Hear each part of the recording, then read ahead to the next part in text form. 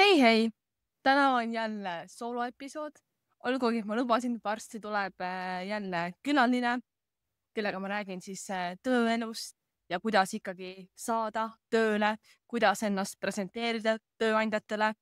Ja mu külaliseks on tulemas, päriselt see juhtub, aga mu külaliseks on tulemas professionaalne värbaja, kes on aastaid selles valdkonnas tegutsenud, kes teab, mida tööandjad otsivad ja kes oskab ka minusugusele keerulisele juhtumile tegelikult nõu anda. Et tänaseks ma olen töö tegelikult leidnud, kuid leidsin selle hoopis nagu teisest kohast, kust võib-olla esialgu otsida ei osanudki. Aga jah, värbajaga on episood tulemas, selline põhjalik, praktiline nippidega episood tööelust, aga lihtsalt kuna on suvi, palju tegemist, siis mu külalisel läheb natuke rohkem aega, et jõuda siia kaamera ette ja mikrofoni ette.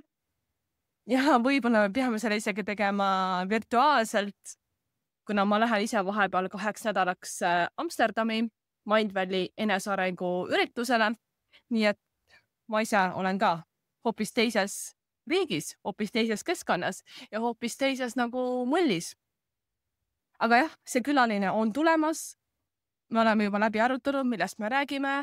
Küsimused on saadetud. Ja ma tean, et selles on väga-väga põnev episood ja ma tean, et tal on hästi palju väärtust pakkuda, kuid peate sellega veel ootama. Suvel tuleb siis ikkagi võib-olla mind rohkem üksinda vaadata, minu soolosid, sest suvel on nii raske saada inimesi kokku ja kaamera ette, et leida nagu see aeg ja istuda maha ja rääkida millestki nagu ägedast ja sügavast. Aga mul on tulemas ka teisi külalisi, nii et kõik omal ajal. Nii kaua võite vaadata episoodi number 3, kus mul külas oli Miina ja me rääkisime ketotoitumisest. Aga täna siis jällegi soolo. Ma mingi hetk tahtsin teha ka ühe sooloepisoodi ja rääkida produktiivsusest ja kuidas saada sellesse vooluolekusse ja kuidas mina praegu oma tööaega jaotan, sest ma teen tööd väga veidratel kellaaegadel. Ma olen väga vähe oma elus olnud näiteks 9–5 inimene, et ma olengi pigem vabakutselisena töötanud väga veidratel aegadel. Aga see ei tähenda, et mul ongi mingi lõputu, ma ei tea, Hakuna Matata ja siesta. See ikkagi tähendab ka seda, et ma teen kogu töö ära. Ma lihtsalt teen seda võib-olla natuke ebaloomulikuma graafiku järgi. Ja näiteks ma praegu töötan suhteliselt vara hommikul, keset päeva teen muid asju, trenni, lõõgastun, kohtun sõpradega ja siis ma töötan õhtusel ajal. Kui inimesed ammu on juba chillaxis ja sellises teises režiimis, siis mina teen tööd. Sest minule isiklikult see lähenemine sobib. Teen tööd ka nädalavahetustel ja nagu ma rääkisin oma tööelust eelmises episoodis, ma käin vahepeal ka Wolt Marketis toitu pakkimas, et on ka niimoodi, et lõpetan kell 11 õhtul Woltis toitu pakkimise. Ja siis tulen koju magama ja hommikul vara hakkan jälle mingit veebilehte ehitama. Et minu tööelu ei ole nagu üldse klassikaline, aga sellest produktiivsusest ja muudest sellistest sarnastest asjadest ja kuidas nagu paremini enda seda töövoolu sättida vastavalt endale voolutüübile, sellest ma räägin mõnes teises sooloepisoodis, sest see on ka teema, mida ma olen tahtnud käsitleda, aga aitab sellest mulli eest. Tuleme teema juurde. Et tänane teema, ma ei teagi, kuidas seda täpselt raamidesse panna. Tahan rääkida kehast, liikumisest, tahan võib-olla natuke rääkida egost ja ühest asjast, mis mind trigerdas ja kuidas ma alguses, mu reaktsioon oli selline, mis mõttes, et ei ole ju nii, aga õnneks ma ikkagi teisele inimesele välja reageerisin natuke rahulikumalt, võtsin sammu tagasi, proovisin nagu aru saada, kust tema nagu tuleb, mis on tema see valu ja mis pani teda niimoodi reageerima mingile minu tegevusele ja siis ma suutsin talle ka rahulikult vastata. Ja kui ma selle teema peale nagu edasi mõtlesin, siis ta ei lasknud mind nagu lahti ja ma tundsin, et sellest teemast saab minna veel nagu sügavamale. Saab sellest veel rääkida, sellepärast ongi nüüd terve see episood, et kehast, liikumisest, kuidas me kommenteerime teiste inimeste elusid, ise võib-olla teadmata, mida nemad tunnevad ja kuidas me tegelikult mitte kunagi ei näe teise inimese sisse lõpuni välja. Sest see ongi võimatu näha lõpuni välja, mis teise inimese sees toimub. Vot. No hakkame kuskilt pihta. Hakkame siis pihta sellest, mis mind nagu trigerdas, mis juhtus. igatahes. Lugu lihtne. Ma käin iga nädal umbes niimoodi 30 kilomeetrit. Olgem ausad, mitte umbes. Ma suht piitsutan ennast, et ma saaksin iga nädal täis 30 kilomeetrit. Praeguses suvekuumuses, kui meil on õues 28 kraadi, mul toas on 25,5 kraadi. Praeguses suvekuumuses on see raske. Ma ei taha minna, aga ma lähen ka suhteliselt vara. Lähen ka siis, kui keha ütleb, et ei taha, sest kui ma nagu hakkan juba jooksma, teen ära need 30-40 minutit, võib-olla tund aega, siis lõpuks on ikkagi väga normaalne olla. Lõpuks on see ikkagi tehtud, mis siis, et õhuniiskus on korralik ja päike paistab peale ja võib-olla kohe vara hommikul keha päris ärkven, ma ikkagi lähen ja teen. Ja see, ma nüüd seda kuskil jagasin naervese näoga, et tehke ka. See ei tähenda, et mul oleks nagu kogu aeg lihtne. Ei ole. Ja mina tunnetan, et ei peagi alati olema motivatsiooni, sest kui me jääme nagu motivatsiooni peale lootma, motivatsioon on põhimõtteliselt mingi emotsioon või tunne, tuju. Motivatsioon tuleb ja läheb. See ei ole püsiv. Sa ei saa loota oma motivatsioonile, sest sul ei ole seda iga hetke olemas. Vahel lihtsalt ongi vaja rakendada tahet, distsipliini ja lihtsalt minna. Ja kui mina olen tegelenud spordiga üle 15 aasta, osa sellest rohkem sellise lõpusal harrastaja tasandil, osaliselt ka tõesti vestlussportlasena, jooksin maratone, käisin kulturismilaval. Kuna mina olen sellega nii palju tegelenud, siis ma olen ennast harjutanud selliseks inimeseks, kelle jaoks liikumine ja sport on osa identiteedist. Ja kui sa jõuad juba sellesse faasi, on palju lihtsam seda kõike nagu teha. Et siis ei pea nagu iga kord otsustama, kas ma lähen. Sa tead nii, mina olen sportlane, mina siis konkreetselt, ja ma lähen. Kui ma olen sportlane, siis ma lihtsalt teen mingeid asju. Kui sina oled, oletame, sul on identiteet, et mina olen ema, siis muidugi sa hoolitsid oma lapsest. Ei ole nii, et ma täna ei viitsi talle süüa anda või ma täna ei viitsi mehed vahetada, et las ta haiseb nüüd päev otsa. Sa ei tee ju seda.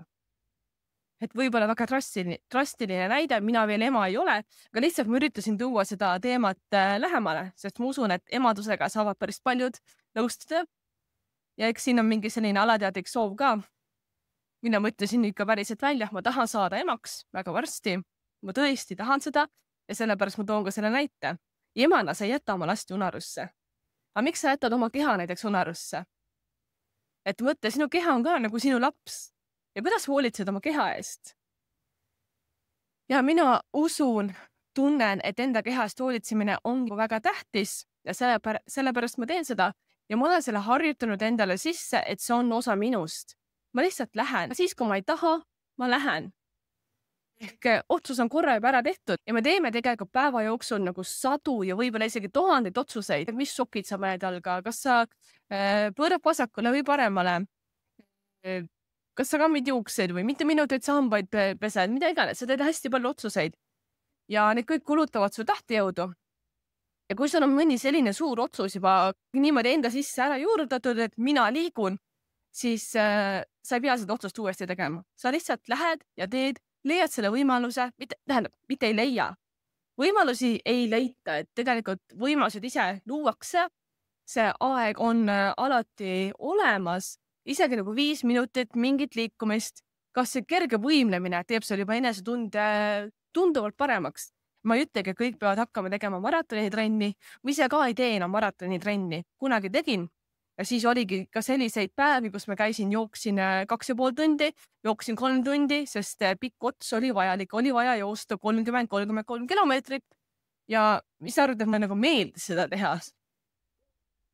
Võib-olla mingi sadomaso tasandil, mingi osa sellest kindlasti meeldis, see tunne, et ma jaksan, see tunne, et ma suudan, et ma saan. Kuid see ei ole nii, et terve tee on nagu issand ka hea olla, see on vahepeal nagu täiesti halb ja täiesti vastik olla.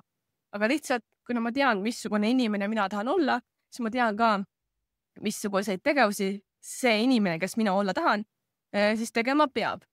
Sest ei piisa sellest, et sa ütled, et ma olen ema või et ma olen sportlane, sul tuleb päriselt neid asju ka teha. Ja ma ei taha nagu sellega kedagi ma ei tea, hurjutada, kuri olla, aga lihtsalt see on nagu, see on elu. Nii see asi käib. Ja võib-olla sina lihtsalt pole nagu suutelised otsust teha, et sina nagu liigud veel ja sellepärast tekibki mingeid takistusi, kõrvalepõikeid, kõrvalekaldeid ja mitte liikumisi, mis siis kokkuvõttes kogu su tervise alla veavad. Sest mina päriselt ka tunnen, et kehad on loodud liikumiseks. Body, mind and soul.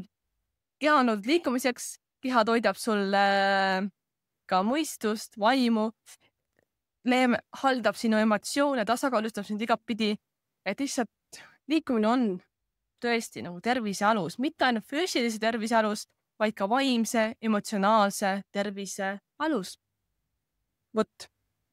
Ikkagi, mis siis juhtus? Kui mina siis käisin jooksmas nädalavahetuselt, tegin selle 6-kilomeetrise otsa palavuses, olin hästi rõõmus, et ära tehtud sai, jooksu ajal ei olnud rõõmus, kannatasin, arvutasin, et olgu 2 kilomeetrit veel, 3 kilomeetrit veel, nii mitu minutit. Ma tõesti kogu aeg pidasin endaga seda dialoogi, et ma jõuaksin lõpuni. Mul ei olnud see kerge.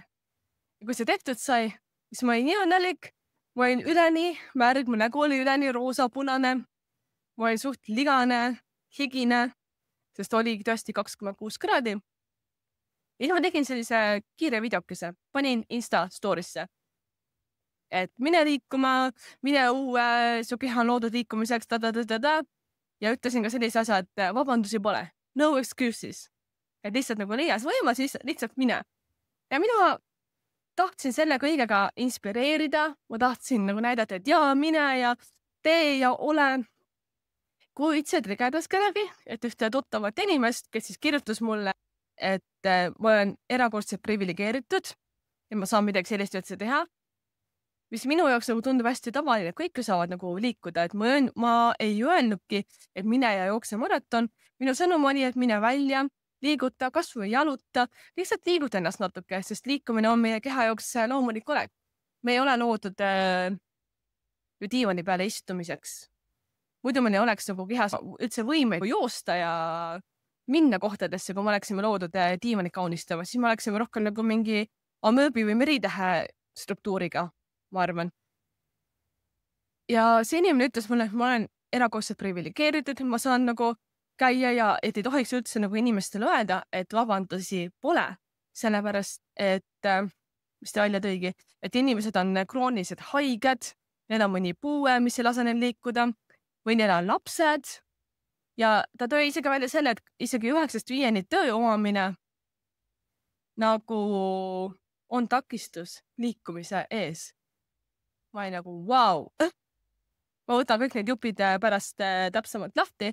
Need asjad nagu mulle ütles, et mu esimene reaktsioon on nii, et oota, mis mõttes, et lapsed 9-5 töö on nagu vabandus inimestele ennast mitte liigutada. Kuidas? Kui sa tahad oma laste jaoks nagu olemas olla, kuidas sa siis ennast ei liiguta? See on esimene võib-olla natuke ka selline egost tulenev reaktsioon. Ego on ka üks teema, millest ma tahan rääkida ühel hetkel pikemalt. Võib-olla saan endale ka külalise, kes ego ja superego ja muid tasandid lahti harutab. Aga mina ei usu, et ego alati halbasi. Aga tol hetkel mu esmane reaktsioon tahtis tulla egost ja tahtis tulla sellisest nagu halvemas kohas. Ma tahtsin nagu sutsata. Õnneks ma kohe ei sutsanud ja ma saatsin ikkagi sellise enda arvates viisakama ja toreda vastuse, et et ma ei pidanudki silmas, et see peab minema nagu maratoni jooksma, et minu sõnum oli see, et kas see 5 minutit jalutamist on hea. Aga mu peas oli küll nagu selline, olin ikkagi selline, et what the fuck, et mis mõttest 9-5 töö takistab sul liikumist, see on nagu istugi 8 tundi järjest või laste omamine takistab sul liikumist, sa lastega just ju liigud hästi palju, jalutad ja mõllad ja jooksed neil järel. Et ma olen ka paljude emade käest kuulnud, et nemad saavad oma sammud täis tänu lastele. Ja just eile see kokku ka 2 noore emaga ja me pidasime plaani, me lähme Kalevi spordihalli, sisehalli. Neil on siis lapsed ja mina võtaksin siis kaasa oma õetütre, kes on 4,5-aastane ja me lähme spordihalli lapsi jooksutama. Kas lapsed jooksevad ennast tühjaks, võib-olla ise ka natukene liigutame. Et jah, igatahes mu esmane reaktsioon oli see, et mis mõttes lapsed on takistus, 9-5 töö on takistus või nagu kuidas? ja ma tahtsin nagu vastu paukuda, õnneks ma ei paukunud, sest ma mõtlesin, olgu, see, kui inimene niimoodi reageerib, see ei tähenda, et mina olen midagi halvasti teinud. Ma lihtsalt võib-olla puudutasin mingi kohta nagu temas ja tal tekkis mingi peegeldus sellest. Ja ma ei ütlegi, et see inimene oleks midagi valesti teinud. Ma lihtsalt võib-olla korraks haavusin sellest reaktsioonist, sest mina tahtsin inimesi inspireerida, et jah, mine välja ja tee sporti ja äge. Ja mind imestas, et see kedagi nagu niimoodi haavas. Ja siis mina omakorda sain sellest natukene nagu haavatud. Igatahes. Kas siis tõesti 9–5 töö on nagu takistus? Vaatame need takistused üle, mis ta mulle välja tõi. Ja ta põhimõtteliselt nagu süüdistab mind selles, et mina olen nagu väga ableist, et ma olen, mind süüdistati selles, et ma olen liiga tubli. Ja ma olen liiga võimekas. Ja mina ise, ja siis samal ajal mina ise täiega materdan ennast, mis mõttes mingi 6 kilomeetrit mingi mega aeglases tempos ja sa on 10 kilo raskem, kui sa varem olid ja ma ise nagu materdan ennast täiega. Ma nagu ei näe ennast üldse mingi mega võimeka või tublina. Aga see on jällegi, see ütleb jälle midagi minu enda kohta ja minu enda minapildi kohta. Mina ise olen enda peale pidevalt pahane, et ma võtsin nii palju kaalus juurde pärast viimast võistlust. Ma ideaalis oleksin 10 kilo kergem. Tunnen, et siit seada natuke üle. Vahepeal ma suudan selle rahu teha, aga mitte päris 100%. Ma ei ole oma ideaalses vormis. Mõne mu lemmikriided ei mahu mulle selga. Ja minu jaoks see, et ma jooksen kuumaga 6 kilomeetrit, see tundub mulle enda jaoks hale. Ma ei ütle, kui keegi teine jookseb 6 kilomeetrit, et see oleks hale. Või kui keegi teine kas kõnnib 1 kilomeetri, see ei ole hale. Ma lihtsalt ütlen, kuidas mina ise ennast näen. Ja ma võrdlen ennast iseenda varasema versiooniga. Ma võrdlen ennast selle Siljaga, kes jaksas joosta 10, 12, 17, 20 kilomeetrit ja tegi seda palju-palju kiiremini. Nüüd ma liigun nagu tigu. Ja ma olen sellepärast iseenda peale vihane. Ja siis keegi tuleb ja ütleb, et see, et sa niimoodi siin aeglaselt venid, et see on nagu liiga võimekas. Siis ma tekin nagu reaktsioon, et mis asja, mis otsast nagu liiga võimekas. Ma nagu ei teegi mitte midagi. Aga see ongi see perspektiivi küsimus, kui mina ise tunnetan, et mina ei tee nagu midagi, ma lihtsalt nagu uiman ja kuidagi suterdan, kuidagi surun ennast läbi selle trenni ja kellegi teise jaoks see nagu täiesti võimatu ja kellegi teise jaoks on täiesti lagi. See näitabki, et inimestel on erinevad taustad, inimesed tulevad eri kohtadest, et tõesti. Võib-olla see ütleb ka mulle, et mul tasuks ennast vähem materdada. Et võib-olla ma olengi väga võimekas võrreldes mingi keskmise inimesega. Aga ma tean ka seda, ma rääkisin just hiljuti ka ühe sõbraga, kes tuleb mulle ingliskeelsesse podcasti Shift Happens, Catalyst Conversations. Tema tuleb mulle ingliskeelsesse podcasti ja me just arutasime paar päeva tagasi, et me kumbki ei taha olla normaalsed. Meie jaoks see on täiesti nagu läbikukkumine, kui me oleme tavalised, kui me oleme normaalsed. Ja kui mõni sõbranna sõber ütlebki mulle, et et ma ei tea, näitage, mida sa nagu teed, et siis nagu nii-öelda tavainimene, ta saab ka järgi teha, siis ma nagu kohe, et aga mina ei ole ju tavainimene. Ma ei taha sellegi öelda, et ma olen kellestki üle. Ma lihtsalt tunnen, et ma olen mõnes mõttes alati kuskil väljaspool ja ma nõuan endalt alati palju rohkemat. Ma tahan olla 200% tubli ja see ei ole sellepärast, et ma näeks kedagi teist endast alamana. Ma lihtsalt tahan enda potentsiaali võimalikult palju selle elu jooksul avada. Loodan, et see kõlab loogilisena. Ja tõesti, võib-olla ma olengi võimekam kui keskmine inimene. Ja ma elangi omas mullis, kus liigutamine ja liikumine ongi tavaline. Sest ma olen ka väga palju ümbritsetud aktiivsete inimestega, kes liiguvadki igapäevaselt, kes teevadki trenni, paljud on ka võistlussportlased ja minu jaoks see ongi nagu tavaline. Ja tõesti, sellest mullist väljaspool on inimesi, kes üldse liigu, kelle jaoks ka 4000 sammu kokku saamine on täiesti võimatu. Et kui ma kunagi töötasin IT-s ja natuke nõustasin oma töökaaslasi ka, siis tuligi välja, et inimestel keskmine sammu saak päevas ongi mingi 4000. Mul praegu kell on 1, praegu on 6600 sammu, aga ma lähen veel õhtul välja liikuma, et mul tuleb kindlasti mingi 12 000 päev ja 12 000 on minu jaoks isegi nagu selline väike. Täna ma ei jookse, ma käisin jõusaalis, ehk siis tuleb selline 12 000 päev. Jooksupäeva tuleks võib-olla mingi 15 000, 18 000 ja see minu jaoks on tavaline. Kuid minu mullist väljast tuleb välja, et see ei olegi tavaline. Ma ei tea, kuidas sina sellega praegu seal teise poole ekraani või kui sa kuuled, kuidas sa sellega suhestud. Mis on sinu jaoks norm, mis on sinu jaoks nagu tavaline liikumine, tavaline elu? Ja kas ma olen tõesti nagu siis nii võimekas, kas ma olen tõesti nii tubli ja ma lihtsalt ise ei anna endale sellest aru? Ma ei tea. Ja tõesti, ma ei taha öelda, et ma olen kelleski parem. Ma lihtsalt olen endalt alati hästi palju nõudnud ja ma kindlasti nõuan ka edaspidi. Ma lihtsalt olen selline. See on minu loomuses. Nõuda endalt. Mitte nagu selleks, et kellelegi midagi näidata, võib-olla ainult inspireerida, mitte selleks, et teistele tõestada, vaid sellepärast ma tunnen ennast elusana, kui ma enda potentsiaali välja elan, kui ma kasutan kõiki neid võimeid, mis on nagu olemas ja kui ma neid ka edasi kasvatan ja arendan. Ja tõesti, võib-olla väljaspool see tundub niimoodi ja ma olen mingi erakordselt võimekas. Aga see ei tähenda, et mul ei ole madalaid hetki. Ma tegin ka siin episoodi sellest, kuidas ma ei taha elada vahepeal, episood number 2. Mul on ka vahepeal neid mõtteid, et ma tahangi ära surra ja ma olen vahepeal täiesti augus, ma nutan, ma lihtsalt võib-olla ei näita seda nii palju välja, ma näitan välja seda tugevamat poolt, aga ka mul on need kohad, kui sa vaatad seda teist episoodi, sa isegi näed seal, kuidas ma hakkan peaaegu nutma, kui ma räägin sellest, et mu kass hakkaks mind igatsemas ja et ma ei taha teha inimestele haiget sellega, et ma elust lahkun. Et ma seda poolt võib-olla lihtsalt näitan vähem. Võib-olla on ka vaja rohkem näidata. Et ma ei ole ainult see tugev ja tubli, et minus on ka see nõrgem. Ei, see ei ole nõrgem.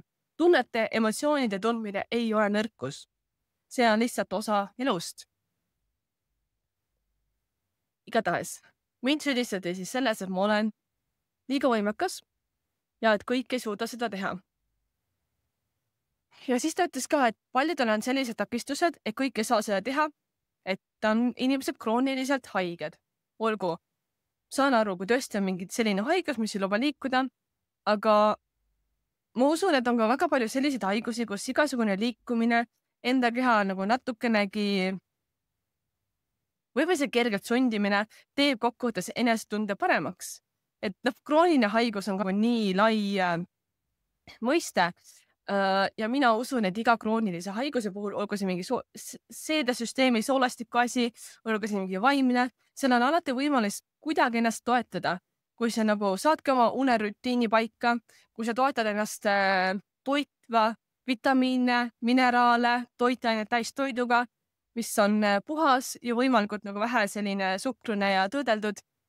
Mõtlegi, et kõik peaksid olema ketokarnivoorid või kõik peaks olema taimetoitlased, igavahel on oma nagu viis, kuidas toituda. Aga mina usun, et toiduga saab ka ennast toetada. Kui sa lihtsalt sööd võimalikult puhtalt, sööd nagu neid asju, millest sa saad aru. Kui sa nagu võtad ette pakendi ja seal on mingi 20 asju kirjas, mida sinu köögikapis ei ole või mida su köögikapis pole mitte kunagi olnud, mingid naatrium, vesinik, glutamaadid ja muud sellised X-ained, siis see ei ole nagu päris toit. Aga kui seal on või, jahu, suhkur, see on juba rohkem päris toidumoodi. Või kui pole üldse nagu nimekirja, et ongi ala lihatükk, tal ei ole nagu seda pikka nimekirja kaasas, ongi puhas liha või on nagu muna, on kodujuust, siis on päris toit, kui on vähem koostisosi ja puhtam ja arusaadav.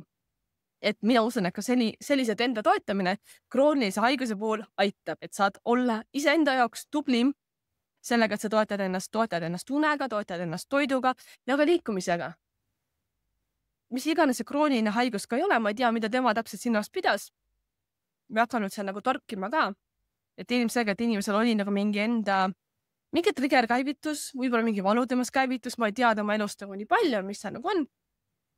Aga mina usun, et paljud kroonilised haigused liikumisest ikkagi lõikavad kasu, sest liikudes ka tekivad heaolu hormoonid, sul on tuju parem, sa tunned, et sa midagi jaksad, juba see eneseusk kasvab, isegi kui sa tõesti teed 10 minutit jalutuskäigu. Ma ei öelnudki ju, et hakka nagu kõik maratoni jooksma või mine tõsta täiega kangi. Tee seda, mis sulle sobib. Kindlasti on mingi liikumus, mida sina saad teha. Ja isegi kas või eakad inimesed, kellel on ka rohkem võib-olla kroonilisi haigusi, ja nemad saavad lihtsalt istuda ja teha kas või niimoodi, käsi liigutada istudes, tooli võimlemine, mis iganes, et alati mingi võimalus. Viimasel ajal ma Sparta, kuna ma käin esmaspäev, kolmapäev ja reedel, siis on need ka ajad, mil käivad eakad inimesed. Ja nii vahva on näha neid 70+ inimesi, neid naisi, sest enamasti ma näen neid naiste riietusruumis, ma näen ka mehi jõusaalis. Nii äge on näha neid eakaid, kellel on see Sparta särk, Spartaga 100-ni ja nad tõesti treenivad, nad tegelevad endaga. Ja ma rääkisin hiljuti ka saunas juttu ühe naisega, kus ütles, et tema käibki nagu jõutrenni tegemas, tema 70+ vanuses ja ta tahab nagu, et tal oleks vaata jõud nagu tegeleda. Et tõesti, alati on nagu mingi valik, et mingi vanus, mis iganes kehaline seisund ei ole nagu vabandus, teedki vastavalt oma võimetele. Ja siis leia endale ka võib-olla mingi treener või teejuht, kes aitab sul vastavalt enda võimete kava paika panna. Minu sõber Madis Laos näiteks tegeleb ka puuetega inimestega. Ja kes on ka, kelle on reaalselt ka vaimseid häireid, füüsilisi häireid, puudeid, kes tõesti ei liigu, aga nad ikkagi liigutavad. Nad võib-olla ei saa samasuguse amplituudiga liikuda, aga nad ikkagi liigutavad. See inimene, kes minuga ühendust võttis, tõigi välja, et jah, inimestel on kroonilised haigused, võib olla mõni puue ja siis need asjad takistavad. Aga minu sõber Madis, kes tegelebki puuetega inimestega, ta postitab päris tihti ka selliseid videosid jõusaalist, kus ongi poiss istub ratastoolis ja samal ajal tõstab hantleid, teeb bitsepsit, teeb trenni. Et kõik on võimalik, alati on mingi variant. Ja kui sa ise ei oska, siis küsi abi treenerilt, coachilt, mõnelt mentorilt. Need inimesi on küll ja veel, kes aitavad igasuguste võimete, vajaduste ja oskustega inimesi. Et puue ei saa olla takistuseks. See on ainult siis takistuseks, kui sa ise usud, et see on takistus. Et ükskõik tõsine see ka ei oleks, alati leiab mingi variandi, alati leiab nagu mingi teekonna. Et võib-olla sa saadki ainult 2 sõrme liigutada, aga see on juba mingisugune liikumine. Et alati vastavalt enda võimalustele, kui on tõesti mingi tõsisem puue. Siis ta tõi veel välja selle, et inimestel tihti on lapsed ja 9–5 töö. Ja siis need nagu takistavad liikumist. Oota, aga kuidas sa sinna tööle nagu lähed? Kuidas sa tööl oled? Kas sa istud päev otsa 8 tundi ja ainult teed tööd? Reaalsus on ju see, et isegi kui inimesed on 9–5 tööl, nad ei ole 8 tundi järjest produktiivsed. Mul on töötanud IT-s, ma olen näinud, kui palju see tegelikult on aja raiskamist. Sa teed mingi paar klõpsu ära, siis sa lihtsalt passid. Surfad Facebookis, surfad Instagramis, scrollid ringi. Et sellist produktiivset päris töö tegemise aega, fokusseeritud aega pole üldse nagu nii palju. Ja miks on ka kirjutatud need raamatud, et the 4-hour work week, nagu 4-tunnine töönädal, kus siis kogu nädal töö on pressitud 4 tunni sisse, tegelikult saab ka lühema ajaga rohkem ära teha, sest töö peale ei lähe nii palju aega, kui sa päriselt fokusseerid, kui sa päriselt oled voolus, millest ma räägin ka ühes järgmises episoodis, siis sa saad lühema ajaga palju rohkem ära teha. Tõesti, kui sa vahepeal nagu lased ennast kõige välisel häirida, su mõte läheb uitama, siis muidugi sa nagu teedki 8 tundi, aga sa ei tee võib-olla üldse nii tõhusalt seda tööd. Mis ma tahtsin öelda? 9–5 töö ei ole takistus. Sa võid teha ka tööd püsti seistes, muidugi mitte terve päev püsti seistes, sest kui sa terve päev seisad, siis hakkab ka alaselg valutama, hakkab võib-olla ka mingid vaevused ja valud ja hädad, aga alati asendit vahetades kord seisad püsti, kord istud, siis oled palli peal, liigud ringi ja tead küll, et peakoosolekuid jalutades nagu lihtsalt liiguta ennast ka tööajal.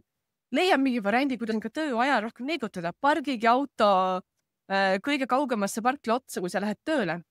Isegi kui see annab selle 2 minutit liigutamist juurde, juba see on ka midagi. Mine trepis tihti asemel. kõik need väga lihtsad häkid, et ka töö ajal leiab mingeid liigutamismomente. Ja kui sa tõesti oled koosolekul ja näiteks on kaamera kinni ja oled kodukontoris, sa võid ju samal ajal võimelda. Sa võid ju liikuda ja teha mingi minipausi kord tunnis mingi 1 minut. Et töö ei ole vabandus. Sa ei tulnud ju siia ellu selleks, et lihtsalt teha tööd, jääda haigeks ja surra ära. Sa tulid ju siia selleks, et nautida elu. Ja selleks, et seda nautida, sa päriselt vajad seda tervet keha, sa vajad oma tervist, et suuta elada täisväärtuslikult, mitte haigena, mitte kurnatuna, mitte väsinuna, vaid tõesti täisväärtuslikult. Trenn annab sulle energiat juurde ja tihti ka, kui tundub, et sulle ei ole aega, siis on nii palju tööd teha, isegi tasub teha väike liikumine, 15 minutit trenni, 20 minutit kõnd, jooks, mõned jõuharjutused ja sa tuled tagasi, su mõte on klaar, pea on puhas, asjad klikivad paika ja sa saad tegelikult palju rohkem ära teha, sest see väike liikumine paneb su mõtte jooksma ja kõige paremad mõtted tegelikult võivad tulla sel hetkel, kui sa oled arvuti tagant ära. Noh, ükskõik, oleneb, mis tööd sa nagu teed, eks ju. Et liikumine tegelikult paneb su mõtte kiiremini tööle ja sa saad sama ajaga rohkem tööd ära teha. Et igatahes töö, ma arvan, ei ole nagu takistus ja sa ei ole ju 24 tundi tööl. Alati on natukene aega, alati leiab, kui sa päriselt tahad, kui sa päriselt iseendast hoolid. Sest võtame jälle selle vanemluse näite, see tundub nagu väga hästi kõnetatud. Oletame, et sa oled ema. Sa ei jäta oma last ju sellepärast toitmata, et see on 9-5 töö. Sa ei jäta midagi oma lapse jaoks tegemata, sest sul on vaja tööd teha. Sa leiad võimaluse, sa toidad oma lapse ära, sa paned ta riidesse, sa pühid ta kaka ära. Sa ei jäta teda haisema ja nälgima ju. Miks sa enda keha jätad nälgima ja haisema? No võib-olla mitte haisema, aga miks sa enda keha jätad toitaine nälga, liikumise nälga, une nälga? Miks sa iseennast ei armasta samamoodi nagu oma lapsi? Hei, ma natuke tunnen, et mul pole võib-olla õigust niimoodi rääkida, sest mul endal ei ole veel lapsi, kuid see lihtsalt tundus sellise adekvaatse näitena. Tõesti kohtle oma keha nagu oma lapsi. Kui sa teistmoodi suuda iseennast piisavalt austada, mõtle oma kehast nagu veel ühest oma lapsest. Ja siis see inimene tõi ka välja, et lapsed on nagu takistus, miks ei saa liikuda. Ma ei oska selle kohta midagi öelda, et lapsed ise ju hakkavad ka mingi hetkel liikuma, neile tuleb järele joosta, nendega tuleb tegeleda ja siis sa ka juba liigud ju. Kui sul ongi lapsed, siis sa pea neid hülgama, et minna väiksele kõnniringile või jooksuringile. Mine koos lastega. Kaasa lapsed oma tegevusse. Ära näe neid takistusena. Näe neid osana oma liikumisest. No jah, võib-olla sa tahadki olla vahepeal ilma lasteta, teha asju ilma lasteta, aga kui teist varianti ei ole, siis miks ka mitte koos lastega? Sa näitad ka neile niimoodi head eeskuju, sest lapsed ei õpi sinu sõnade järgi, nad õpivad sinu tegude järgi. Nad hakkavad imiteerima sinu tegusid. Ja kui sina oled kurb diivanil, ei jaksa ennast liigutada, ei taha ennast liigutada, siis mida see sinu lastel õpetab? Mida see sinu lastel näitab? Ja kui sa kuidagi surud ennast püsti, võib-olla siis ongi raske, aga sa näitad neile, et sina vanemana, sina inimesena oled tugev, sa püüad, sa üritad, sa ei anna kohe alla, siis see aitab lastel ennast kasvatada. Tole see eeskuju. Ja niimoodi sa teed oma lastele ikkagi kõige suurema teene kokkuvõttes. Ja viimase asjana ta ütles seda, et kui ta reageeris minu videole, et jah, kõigil on need erinevad 100 häda ja samas nad annavad endast parima, et pead vee peal hoida. Aga tõesti, kas see liikumine ei ole osa sellest? Kas siis enda kehaga tegelemine, magamine, liigutamine, kerge võimlemine, kas see ei ole osa sellest, et sa hoiad oma pead vee peal, et sa ei upu ära siia elumerre? Mina usun, et osa elu jäämisest on liikumine, sest sinu keha tahab liikuda. Olgu see siis ka väiksem. Igasugune liigutamine ja liikumine loeb ja on tähtis. Vot, ma vaatan korra üle oma märkmekesed. Mulle tundub, et ma sain selle teema endast nüüd välja räägitud. Ja minu sõnum siit ikkagi on see, et palun liigu, leia endale sobiv viis. Sa ei pea olema samasugune tubli nagu need inimesed Instagramis või ajakirjades. Sina leia endale oma tubli. Leia oma tubliduse tase. Leia oma see tase, millega sinu keha saab praegu hakkama ja hakka sealt järjest kasvatama. Sea endale kas või 1% paremaks saamise eesmärk. Sest kui sa iga päev oled 1% parem kui eile, see aasta peale teeb kokku 37% parem kui aasta tagasi. See kõik nagu hakkab akumuleerima, kogunema. Ja iga väiksemgi asi, iga väiksemgi samm on kokkuvõttes oluline. Sina sead endale ise oma tubliduse taseme. Sina vastutad ise oma elu eest. Sina ise vastutad oma keha eest. Ainult sina saad olla see tubli, kes iseenda keha paremaks loob. Ainult sina saad pihta hakata. Coachid, treenerid, mentorid, influencerid, sisuloojad saavad olla lihtsalt inspiratsioon ja teejuhid. Nad võivad sind aidata, kui kokkuvõttes teed ikkagi sina selle liikumise ära. Olgu see siis nii väike või suur, kui sulle endale sobib. Aga sinu tervis, sinu keha on sinu enda kätes. Palun tegele endaga. Ma päriselt ka räägin seda kogu südamest, sest ma tahan, et meil oleks rohkem terveid inimesi. Ja ma ei taha, et lapsed kaotaksid oma vanemad väga noores eas, sest mina kaotasin oma isa, kui mina olin 23-aastane. Minu isa oli 46. Ta oli 46, kui ta suri. Ja suur osa sellest loost on see, et ta ei liikunud piisavalt. Ta tahtis olla meie laste jaoks nagu olemas, aga lihtsalt tema keha ei suutnud enam. Ja sellepärast ma tõesti loodan, et sina oma laste nimel ole valmis liikuma. Et nemad ei peaks noores eas, kui nemad ise veel ei tea, mis elu on. Et nemad ei peaks noores eas vaatama oma vanemaid. Mida liiguta ennast? Kas või natukene? Aitäh, et sa olid siin. Ja kui see episood sind kuidagi puudutas, või sa tead, keda sa võiks veel puudutada, jaga sõbraga, jaga perega, jaga tuttavatega. Lihtsalt jaga. Ja mine liiguta, kas või natukene. Aitäh!